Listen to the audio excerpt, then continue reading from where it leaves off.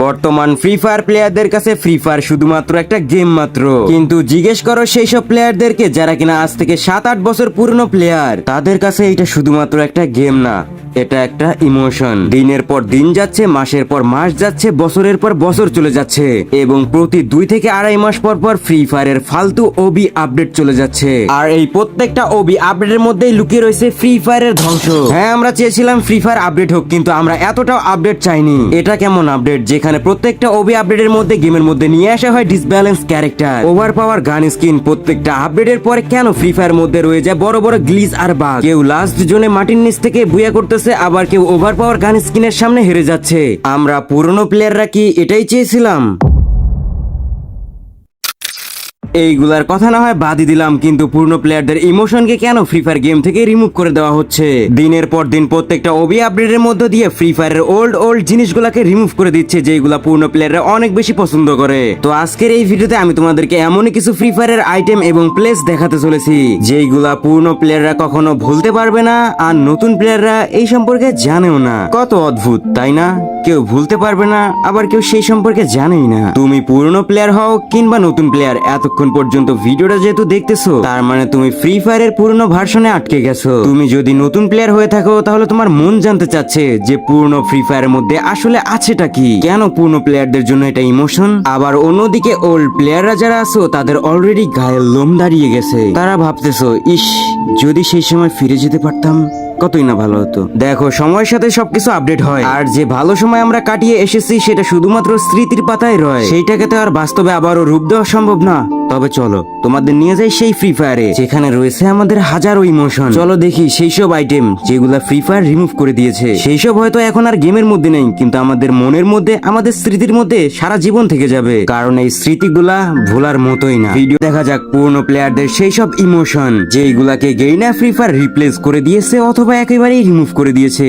ওকে, তো number one এর মধ্যে যে আমাদের ইমোশনের জিনিসটা রয়েছে সেটা হচ্ছে স্নাইপার টাওয়ার। বর্তমান সময় তোমরা যদি দেখো তাহলে দেখতে পারবো আমাদের স্নাইপার টাওয়ারটা দেখতে কিছুটা এইরকম, যে এখানে কোনো ধরনের তেমন কোনো কাভার নাই। দেখতে গেলে এটা পুরোপুরি একটা ফাঁকা টাওয়ার, এবং দেখেই বুঝে যাচ্ছে চারদিক থেকে এনিমি মারতে পারবে, একদম খোলামেলা জায়গা। কিন্তু ওইখানে যদি তোমরা দেখো, আজ থেকে 7-8 বছর আগে আমাদের স্নাইপার টাওয়ারটা কতটা লম্বা ছিল। এইটা অনেকটা বেশি উঁচা হওয়ার পাশাপাশি এখানে কিন্তু ফুল কাভারেজ পাওয়া যেত, যেখানে কিন্তু সিঙ্গেল না বরং ডাবল লেয়ার দেওয়া রয়েছে, এবং কেউ এখানে ক্যাম্পিং করলে তাকে মারা এতটাও সহজ হতো না, যার কারণে পুরনো প্লেয়াররা এখানে বসে বসে ফ্রি ফায়ারের র্যাঙ্ক পুশ করতো, এমনকি সেফ জোনের অপেক্ষা করতো।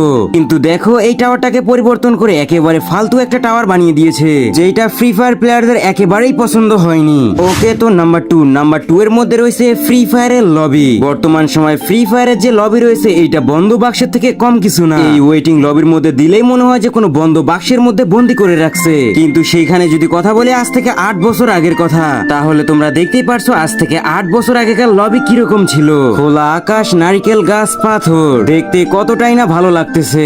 এর পাশাপাশি এমন লবি এসেছিল যেখানে বড় একটা ফুটবল ছিল, সেই ফুটবলের সঙ্গে বাড়ি খেলে কিন্তু আমরা ফুটবল হয়ে যেতাম এবং লবির এইদিকে ওইদিকে ছোটাছুটি করতাম। এছাড়াও লবির মধ্যে ছিল লিডার বোর্ড। এই লিডার বোর্ডের মধ্যে শুধুমাত্র তাকেই দেখানো হতো যার ইলাইট পাসের টোকেন সবচেয়ে বেশি। এই জিনিসগুলোকে বর্তমান সময় গেমের মধ্যে থেকে একদমই রিমুভ করে দিয়েছে। আচ্ছা, তোমরা কারা কারা এই জিনিসগুলোকে অনেক বেশি মিস করো, তারা অবশ্যই কমেন্ট বক্সের মধ্যে miss you old free fire লিখে কমেন্ট করো, তাহলে আমি বুঝে যাব। ওকে, তো নাম্বার থ্রি এর মধ্যে রয়েছে গ্লাইডার। ফ্রি ফায়ার প্লেয়াররা সবচেয়ে বেশি মিস করে এই গ্লাইডারকে। আজ থেকে 6-7 বছর আগে আমরা ম্যাচের বিভিন্ন জায়গায় গ্লাইডার খুঁজে বেড়াতাম, এবং যেখানে আমরা গ্লাইডার পেতাম সেই গ্লাইডার নিয়ে উঁচু স্থান খুঁজতাম, কারণ এই গ্লাইডার ব্যবহার করার জন্য উঁচু স্থানে যেতে হয়, এবং উঁচু স্থান থেকে সামনে রান বাটনে ক্লিক করে ডাবল জাম্প করলে গ্লাইডার ওপেন হয়, এবং তারপর আমরা ম্যাচের এই দিক সেই দিক উড়ে বেড়াতাম। নিচ দিয়ে এনিমি যেত, কিংবা আমরা মাঝে মাঝে ফ্যাক্টরির দিকে চলে যেতাম। আর যেহেতু সেই সময় রিভাইভ সিস্টেম বা রিভাইভাল পয়েন্ট ছিল না, এবং একবার মরে গেলে টিমমেটের খেলা দেখতে হতো সম্পূর্ণ ম্যাচ, যার কারণে আমরা গ্লাইডার ব্যবহার করে এইরকম ফ্যাক্টরির ছাদে এসে ক্যাম্পিং করতাম এবং র্যাঙ্ক পুশ করতাম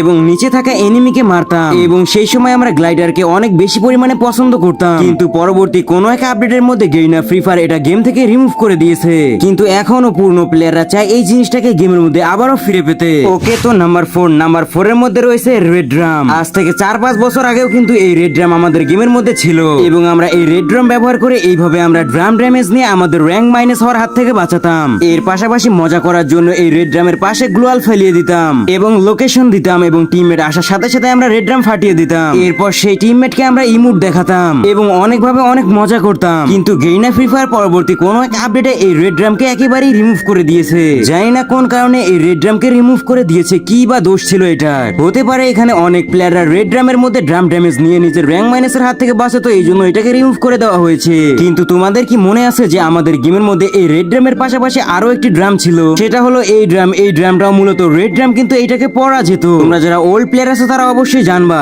আজ থেকে 6-7 বছর আগে আমরা এই রেড ড্রাম পরে বিভিন্ন জায়গায় লুকিয়ে থাকতাম যাতে কোনো এনিমি বুঝতে না পারে, আর এইটা পরে কিন্তু আমরা র্যাঙ্ক পুশ করতাম। কিন্তু যখন গেমের মধ্যে থেকে রেড ড্রামকে রিমুভ করে দেওয়া হয়েছে তখনই এই ড্রামটাকেও গেমের মধ্যে থেকে রিমুভ করে দেওয়া হয়েছিল। কিন্তু যাই হোক, সেই সময় আমরা রেড ড্রাম পরে এইভাবে অনেক বেশি মজা করতাম। বিভিন্ন জায়গায় এই ড্রাম পরে বসে থাকতাম এবং র্যাঙ্ক পুশ করতাম।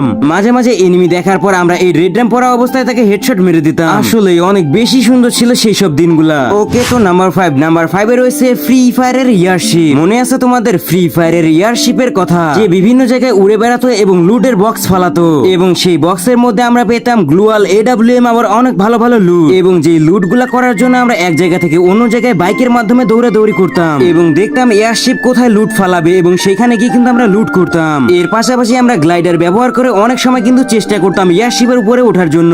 এর জন্য আমরা প্রথমে গ্লাইডার খুঁজতাম, তারপর দেখতাম এয়ারশিপ কোথায় রয়েছে। এরপর এয়ারশিপের কাছাকাছি একটা উঁচু স্থানে উঠে গ্লাইডার ব্যবহার করে আমরা এয়ারশিপে ওঠা ট্রাই করতাম, এবং এইখানে ওঠা কিন্তু অনেকটাই বেশি হার্ড ছিল। অনেক সময় গ্লাইডার খুঁজে পাওয়া যায় না, অনেক সময় উঁচু স্থান খুঁজে পাওয়া যায় না। তবে তারপরেও আমরা বারবার ম্যাচ স্টার্ট দিতাম এবং ম্যাচের মধ্যে গিয়ে এইগুলাই করে বেড়াতাম, কারণ তখন আমাদের ম্যাচের মধ্যে ফাইট করার থেকে এইগুলাতে অনেক বেশি মজা পেতাম বা আনন্দ পেতাম। এরপর এয়ারশিপের মধ্যে আপডেট নিয়ে আসলো, তারপর প্লেয়াররা চাইলে রশি দিয়ে এয়ারশিপের মধ্যে উঠতে পারতো। কিন্তু এরপর কোন এক আপডেটে এই এয়ারশিপকে গেমের মধ্যে থেকে একেবারেই রিমুভ করে দিল। ওকে, তো নাম্বার 6 এর মধ্যে রয়েছে পিক। ফ্রি ফায়ার মধ্যে বর্তমান সময় পিক দেখতে কিছুটা এইরকম, তবে প্রত্যেকবার কোলাবরেশনের কারণে পিকে নতুন ভাবে ডিজাইন করা হয়। কিন্তু তোমরা কি জানো ফ্রি ফায়ারে একেবারে ওল্ড পিক কিরকম ছিল? ফ্রি ফায়ারের মধ্যে ওল্ড পিক বলতে তেমন কোনো কিছু ছিল না, কিন্তু পরবর্তী সময়ে এই পিকে দেওয়া হয়েছিল ফ্রি ফায়ারের সর্বপ্রথম পিক হিসাবে। যেখানে দেখতে পাচ্ছ বড় বড় ঘাস রয়েছে, কলা গাছ রয়েছে, কিন্তু বর্তমান সময় এই পিকেই নেই। পিক নামের এই জায়গাকে চেঞ্জ করতে করতে একটা সময় গিয়ে পিকে সম্পূর্ণভাবে রিপ্লেস বা রিমুভ করে দিয়েছে। গত কিছুদিন আগেই জুজুৎসু কাইসেন স্পেশাল এই পিকে দেওয়া হয়েছিল, এরপর দেওয়া হয়েছিল দেওয়ালি স্পেশাল এই পিকে, কিন্তু বর্তমান সময় পার্মানেন্ট পিক হিসেবে দেওয়া হয়েছে এই পিকটাকে। কিন্তু পিকের মধ্যে যতটাই আপডেট আসুক না কেন, যতবারই চেঞ্জ করা হোক না কেন, এই ওল্ড পিকের কথা পুরনো প্লেয়াররা কখনোই ভুলবে না। হ্যাঁ, এটাই হচ্ছে সেই ওল্ড পিক, যেই পিকের মাধ্যমে ফ্রি ফায়ারের ম্যাক্সিমাম প্লেয়ারদের জার্নি শুরু হয়েছিল। বলতে গেলে ফ্রি ফায়ারের যাত্রা এই পিক দিয়েই শুরু হয়েছে। তবে পরবর্তী সময় হালকা পাতলা চেঞ্জেস করলেও, কলা গাছ রিমুভ করে দিলেও সেটা তেমন কোনো পরিবর্তন ছিল না। কিন্তু পরবর্তী কোনো এক আপডেটের মধ্যে যখন ফ্রি ফায়ারের এই পিকটাকে সম্পূর্ণভাবে রিমুভ করে দিবে, তখন ফ্রি ফায়ারের ওল্ড প্লেয়াররা অনেকে আবেগে কান্নাই করে দিয়েছিল। এরপর অনেকবার গেইনার কাছে রিকোয়েস্ট করলো, অনেকভাবে আন্দোলন করলেও পিকে আর কখনোই ব্যাক দেয়নি, আর মনে হয় না যে ভবিষ্যতে এটাকে ব্যাক দিবে। গেইনার মডারেটর বলেছিল যে পিকে আর নতুন ভাবে রিপ্লেস করা সম্ভব না। মানে একবার চিন্তা করো, প্রত্যেকবার কোলাবরেশন স্পেশাল নতুন নতুন পিকের ডিজাইন বানাতে পারে, কিন্তু ওল্ড পিকে ব্যাক দিতে পারে না। এখানে সবই হচ্ছে গেরিনার টাকার খেলা। এখানে ওল্ড প্লেয়ারদের কোনো ইমোশনই কাজ করে না। আচ্ছা গাইস, তোমাদের মধ্যে থেকে কে কে ওল্ড পিকে অনেক বেশি মিস করো, তারা অবশ্যই কমেন্ট বক্সের মধ্যে মিস ইউ ওল্ড পিক লিখে কমেন্ট করে জানাও, তাহলে আমি বুঝে যাব। ওকে, তো নাম্বার 7 এর মধ্যে রয়েছে ইলেকট্রিক সার্ভবোর্ড। এখন তোমরা অনেকেই মনে করতে পারো যে এইটা রিসেন্টলি আসা গেমের মধ্যে ইভেন্ট স্পেশাল সার্ভবোর্ড, কিন্তু তোমরা যদি ভালো করে নোটিস করো তাহলে তোমরা দেখেই বুঝতে পারবা যে এই সার্ভবোর্ড আর ওই সার্ভবোর্ড এক না। কারণ এই সার্ভবোর্ডের মধ্যে 360 অ্যাঙ্গেলে ঘোরা যায় না, এবং ভিডিও ক্লিপ দেখেই বুঝতে পারছো এই ভিডিও ক্লিপ হচ্ছে আজ থেকে 8 বছর পুরনো। আজ থেকে 8 বছর আগে মূলত আমাদের গেমের মধ্যে ইলেকট্রিক সার্ভবোর্ড নামে এই সার্ভবোর্ডটি ছিল, যেটা চালালে মনে হতো যে সার্ভবোর্ডের নিচে মনে হয় পানি আছে, যেটার অ্যানিমেশন দেখে তোমরা বুঝতে পারছো। এবং এই সার্ভবোর্ডটিকে চালানোর জন্য বেশিরভাগ সময় জয়স্টিকের ব্যবহার করতে হয়, এবং যখন তুমি সার্ভবোর্ডটাকে ওপেন করবা তখন সার্ভবোর্ডটা চার্জ হতে থাকবে, এবং একটা পর্যায়ে গিয়ে কিছুক্ষণের জন্য বেশি স্পিডে এই সার্ভবোর্ডটিকে তুমি চালাতে পারবে। এবং সেই সময় আমরা এই সার্ভবোর্ডটিকে ব্যবহার করছিলাম বেশিরভাগ সময় জোন থেকে বেরোনোর জন্য। কিন্তু একটা সময় গিয়ে দেখা যায় যে অনেক ইউটিউবার এই সার্ভবোর্ড দিয়ে গ্লিচ বা বাগ করা শিখাচ্ছিল, যার কারণে এই সার্ভবোর্ড ব্যবহার করে অনেকেই আকাশের মধ্যে উঠতেছিল, এবং বিভিন্ন ধরনের বাগ এবং গ্লিচ তৈরি করার কারণে পরবর্তী সময় গিয়ে গেইনার ফ্রি ফায়ার এটাকে ফ্রি ফায়ার থেকে পার্মানেন্টলি রিমুভ করে দেয়। তো গাইজ এই ছিল মূলত আজকের ভিডিও। আই হোপ কি তোমাদের কাছে ভিডিওটা একটু হলেও ভালো লেগেছে। ভিডিওটি ভালো লেগে থাকলে অবশ্যই ভিডিওর মধ্যে একটা লাইক দিও এবং এই ভিডিওর নেক্সট পার্ট চাইলে অবশ্যই কমেন্ট বক্সের মধ্যে পার্ট 2 লিখে কমেন্ট করে জানিও। সো আজকের মতো এতটুকুই। আল্লাহ হাফেজ গাইস।